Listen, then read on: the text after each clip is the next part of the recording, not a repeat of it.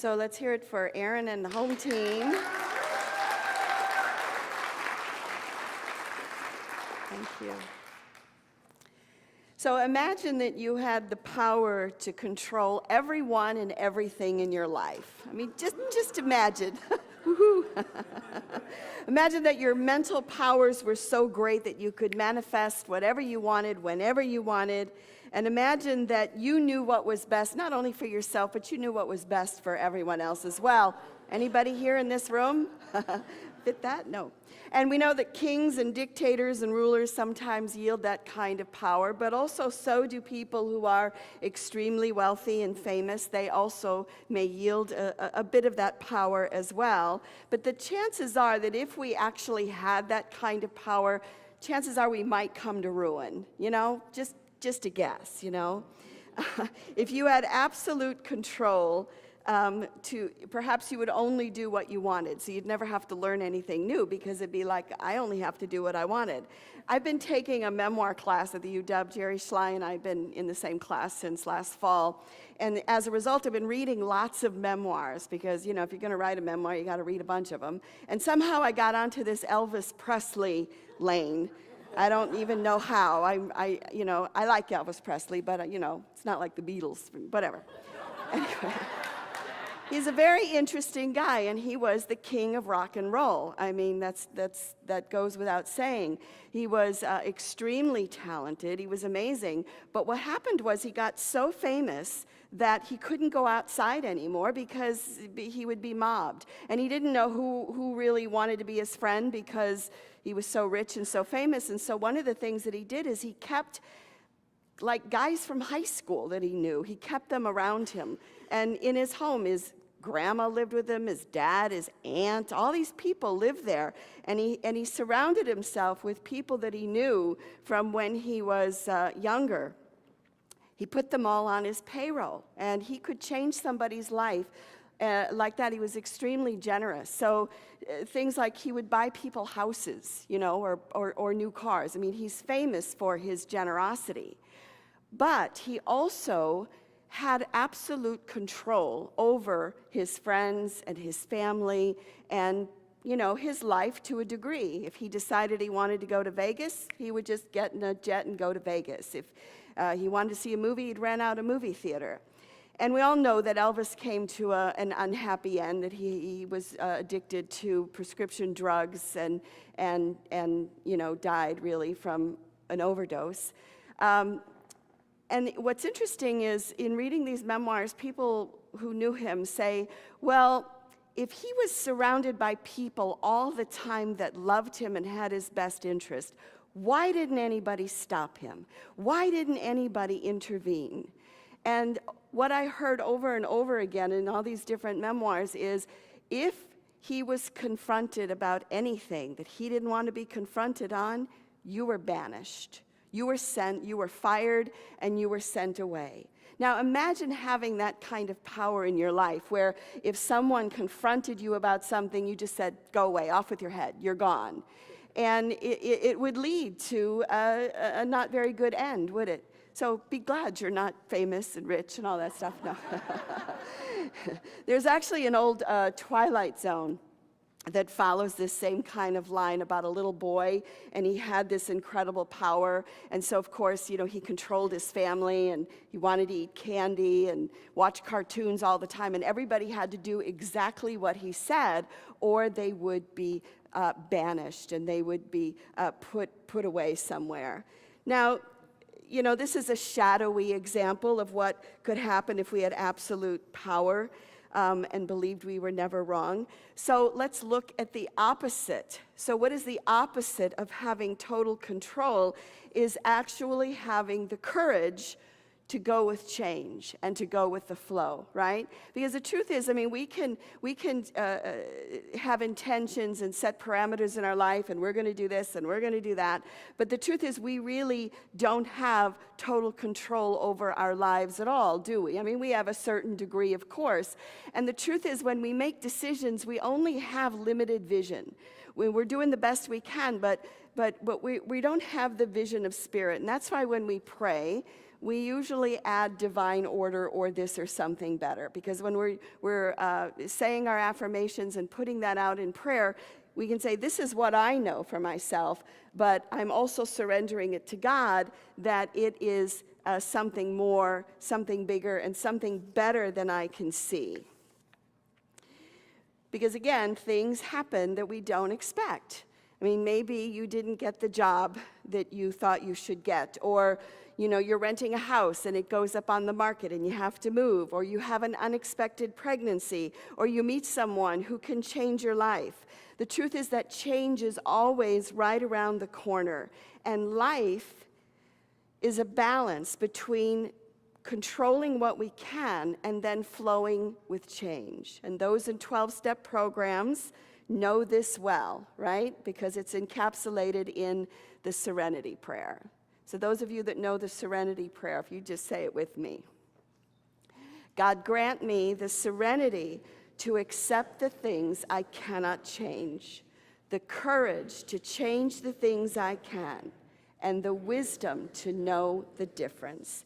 And so where I want to focus on today is the courage to change the things I can. So courage, I think, is the ability to do something that scares you. It's something that makes you afraid. So having courage doesn't mean that you're never afraid. It just means that you will feel the fear and you're going to step out and you're going to do it anyway, right? We've all done it. Without courage, we'd probably crawl into a little ball and hide under the covers and just never come out and never do anything.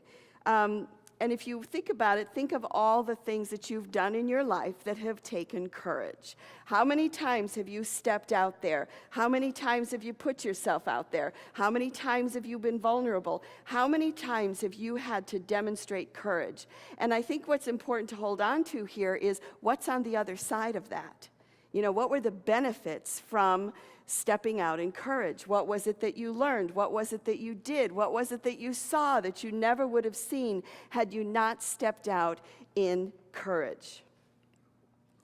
Marianne Williamson said this about courage. She said, "It takes courage to endure the sharp pains of self-discovery rather than choose to take the dull pain of unconsciousness that would last the rest of our lives." So it's to endure the sharp pains of self-discovery versus the dull pain of unconsciousness that can last a long time. So if we don't have enough courage, not only will we choose to be unconscious and do things the same over and over, but we may seek to control everyone and everything around us. And I'm going to get some water.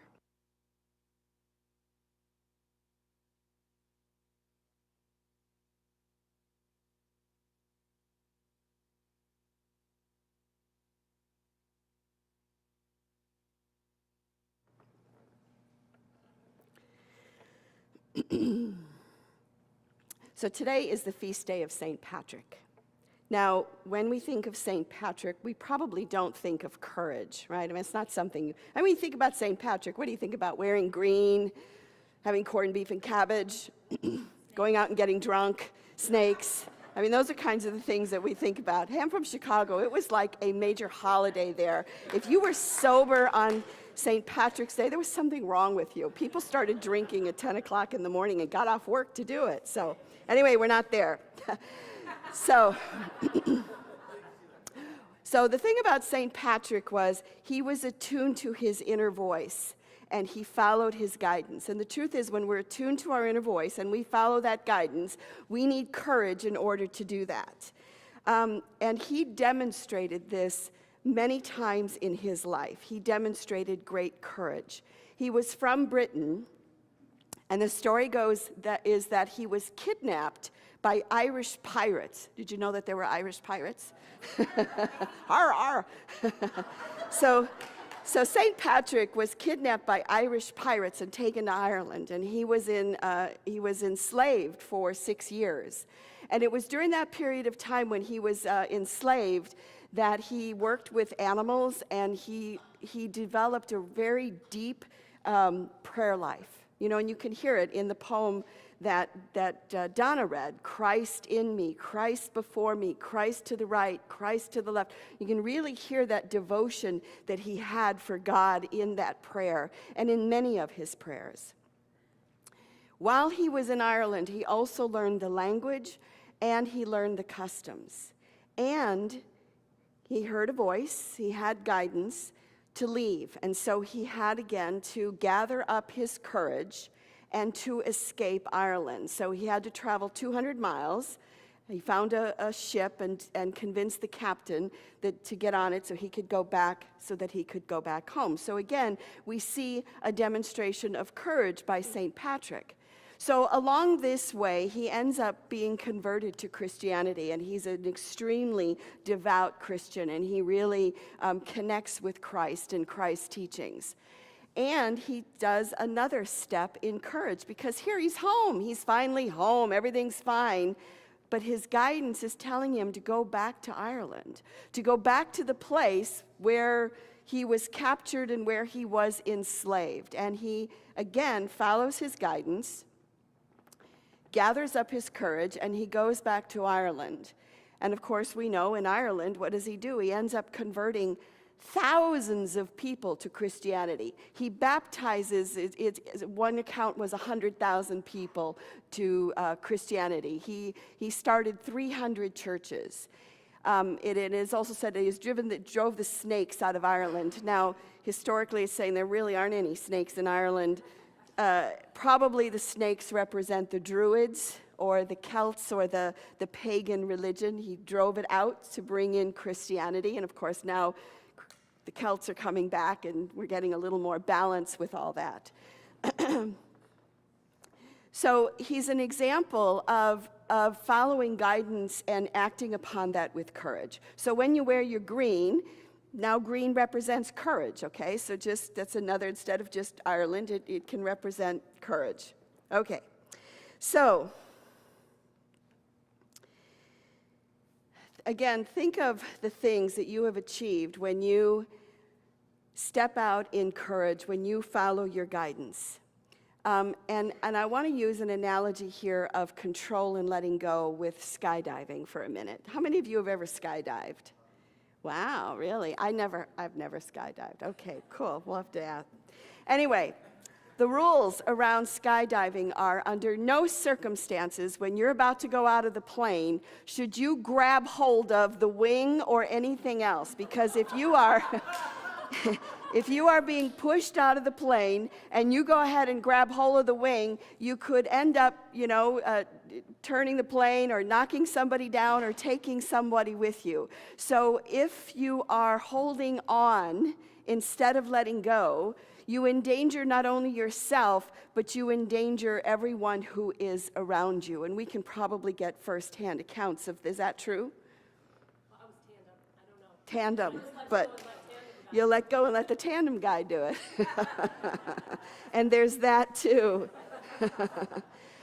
Well, as a community, I think that we are being faced with our own form of skydiving. Okay, so we've been in this building project for what, 4 or 5 years, maybe longer? And, it seems like it's never going to happen, right? It's like last Easter, it's like, oh, this is our last Easter, and this is our last Christmas. And then our buyers had extension dates, and so the extension date kept getting extended, and they had 3 extensions. And so we just got the latest update, so hold on to your hats, everybody. The move-out date actually got moved up. And so now we are having to move out by May 31st. Hold on to your... Remember that 90 seconds? Remember that? Of breathing, holding, hanging on. Yes, so I got the email, and it was Sunday after church, and I looked at it, and I just slammed the computer down. And then I just went on about my day, and I thought, okay, deal with that one later. So our board members are here also to talk with you. Board members, would you just stand up wherever you are around the room and just know that they're here to...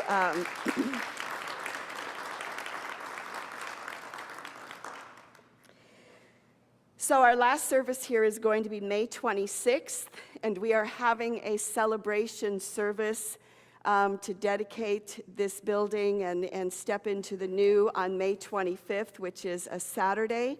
Again, we know that all of this is coming up quickly, and Metropolis is ready and waiting for us. So that is a wonderful gift. Thank you to Chad. Because, you know, we told Chad, yeah, well, we'll be there, you know, September 1st or something like that. And then we had to say, guess what? We're coming June. And, you know, they have weddings and other things booked there. So it's been a stretch and a challenge. But here's the deal. We went into this building project with our eyes wide open because we knew that this neighborhood around us was changing. And we asked ourselves the question, do we change with it or do we stay the same? Do we keep everything as it is? Because that's an option, right? And is that not an option in our lives as well? We can look at things and go, whoa, do I really want to make some major change here? Or, you know, I could just keep things the way they are and keep them the same, and that would be just fine with me, because eventually it wouldn't be all right, right? And so we're going on this change, and it takes courage. Believe me, it'd be so much easier just to go, we don't need to do this. Let's just go on like we always have and figure things out as they happen. But it took courage for us to say yes to this project.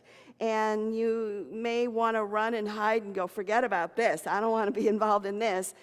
Or we can stand together with courage. I mean, what does courage mean? It means with heart, right? To stand in this with heart. I was in West Seattle last week, and when I first moved to Seattle, we lived in West Seattle, right down the street from the PCC. And that's an amazing PCC in West Seattle, and I was there when it first opened, and whenever I'd go to West Seattle, I'd go to the PCC, and then it's like, well, no, we're going to tear it down and rebuild it. I'm like, why would you do that? It's a perfectly good PCC. There's no reason. It's like, that's stupid. And then I'm sure many people think about that, about this building and what we're doing, but but anyway, I drove West Seattle last week, and there's a structure going up, and I went, oh my God, look at that. And that's the other side of courage, right? It's like when we step into something new and we step in with courage, we don't know how things are going to come out necessarily, but what is it that Marianne Williamson said? It's either go for the sharp pains of growth or the dull pain of unconsciousness. And we've chosen to step through the sharp pain of change with courage. So may we stand together in that and see what is on the other side. So, so St. Patrick had courage, yeah? Skydivers, you've demonstrated courage 1,000,000 times in your life. And so we are here together to go through this. So we're going to need a lot of help. I guess that's the other part of this. We're going to need a lot of help because we have to find homes for so many of the things in this building, which has been here for 60 years. And we have furniture and we have all sorts of stuff. So step forward and step in, and this could be a really good time to connect with your community, especially if you've kind of been on the edges. This is a great time to step in and to really become involved. And I do affirm that prayer that we have been saying every Sunday. I do believe that the right people are in the right leadership positions to carry us through this. I do believe in divine order, and that what we're doing is creating something new for the following generations that are going to follow us in unity.